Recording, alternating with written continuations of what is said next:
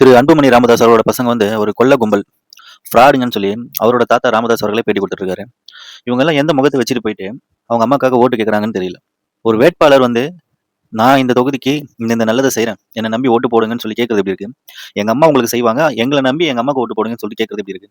சின்ன பசங்களை நம்பி ஓட்டு போட்டு நாளைக்கு எதுவுமே செய்யாம அவங்க அம்மா இவங்க எல்லாருமே ஏமாத்த போறது தான் ஒரு பக்கம். வாக்குறுதி கொடுத்தது என் பசங்க, சின்ன பசங்களை நம்பி எப்படி ஓட்டு போட்டீங்கன்னு சொல்லி அவங்க அம்மாவை கேட்க மாட்டாங்களா? இல்ல நான்லாம் வந்து எதுக்கு ஓட்டு கேட்கணும், என் பசங்களே போதும், அவங்களே என்ன ஜெயிக்க வச்சிருவாங்கன்ற ஒரு மிதப்புல இருக்காங்களான்னு தெரியல. இதுல ஒரு பக்கம் பாமகக்கு ஓட்டு போடுங்கன்னு சொல்லி இவங்க பசங்க தர்மபுரி தொகுதி மக்களை கெஞ்சின்னு கெஞ்சுறாங்க. இன்னொரு பக்கம் திரு ராமதாஸ் அவர்கள் இந்த ஃப்ராடு கும்பலை நம்பி ஓட்டு போடாதீங்கன்னு சொல்றாரு. இப்ப தர்மபுரி மக்கள் இப்பதான் யோசிச்சு ஒரு தெளிவான முடிவு எடுக்கணும்.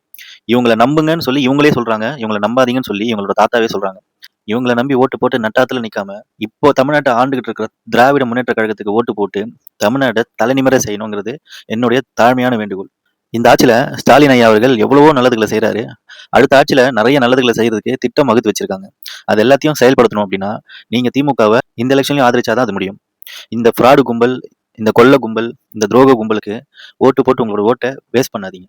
இவங்க அப்பா அம்மாவை கூட ஒரு பக்கம் நம்பிடலாம். ஏதோ 10 வாக்குறுதியில ஒரு 2 வாக்குறுதியாவது நிறைவேற்றணும்னு யோசிக்கவாது செய்வாங்க. ஆனா இந்த 2 பசங்க இருக்காங்க பாருங்க, இவங்களை நம்பவே கூடாது. கரெக்டா எம்பி எலெக்ஷனுக்கு வருவாங்க. நாங்க எல்லாம் உங்க வீட்டு பிள்ளைங்க, நீங்க எல்லாம் எங்க ஆளுங்க, எங்களை நம்பி ஓட்டு போடுங்க, எங்க அம்மாவுக்கு ஓட்டு போடுங்க, எங்க அப்பாவுக்கு ஓட்டு போடுங்க, மாம்பழ சின்னத்துக்கு ஓட்டு போடுங்க. அதோட எம்எல்ஏ எலெக்ஷனுக்கு இந்த மாதிரி ஆடிக்கு ஒரு வாட்டி அமாவாசைக்கு ஒரு வாட்டி வந்து மக்களை சந்திச்சுட்டு போறவங்களை நம்பி ஓட்டு போட்டு நட்டாத்துல நிக்கிறதுக்கு திமுகக்கு ஓட்டு போட்டு நம்மளுடைய வாழ்க்கையை நிம்மதியா வாழ்ந்துட்டு போயிடலாம். திரு அன்புமணி ராமதாஸ் அவர்களுக்கு தன்னுடைய அக்கா பசங்க கட்சிக்குள்ள வந்துடக்கூடாது. ஏன்னா கட்சியை நாளைக்கு எப்படியாவது ஓட்டை பண்ணிடுவாங்கன்ற ஒரு பயம். ஆனா இவங்க பசங்க கட்சிக்குள்ள வரலாம், பிரச்சாரம் பண்ணலாம், ஓட்டு கேட்கலாம், இவங்க அம்மாவை ஜெயிக்க வைக்க பாடுபடலாம், இவங்க அப்பாவை ஜெயிக்க வைக்க யோசிக்கலாம், கட்சியை வளர்க்க பார்க்கலாம். அது வேற விஷயம்.